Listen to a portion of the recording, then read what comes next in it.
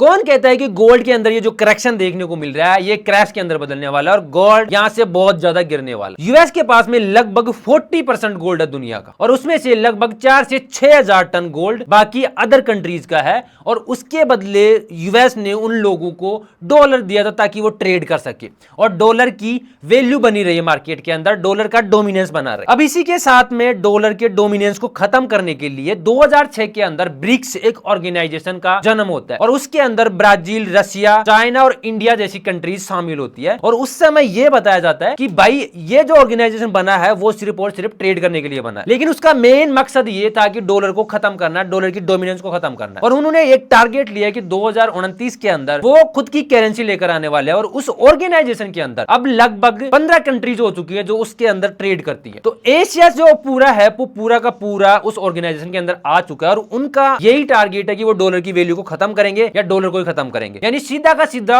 US की dominance को खत्म करेंगे। अब यूएस के पास में जो रखा हुआ सोना है वो यूएस सेल करेगा, तो यूएस के सेल करने की वजह से सोने की प्राइस के अंदर करेक्शन डंप देखने को मिलेगा। लेकिन भाई यूएस सेल कैसे करेगा? अब अगर यूएस सेल करता है उस गोल्ड को, तो बाकी कंट्रीज ने जो डॉलर ले रखे उसके बदले उनको वापस सोना चाहिए, और वो सोना बाय करेंगे, तो सोने की प्राइस के अंदर करेक्शन कहां से आएगा? तो ओवरऑल गोल्ड तो बाय हो रहा है ना, गोल्ड की प्राइस के अंदर करेक्शन या डंप कहां से आए? तो ओवरऑल बात यह है कि गोल्ड की प्राइस लगातार बढ़ती रही, करेक्शन के बाद फिर बढ़ेंगी, फिर करेक्शन, फिर बढ़ेंगी, कोई डंप देखने को नहीं मिलने वाला।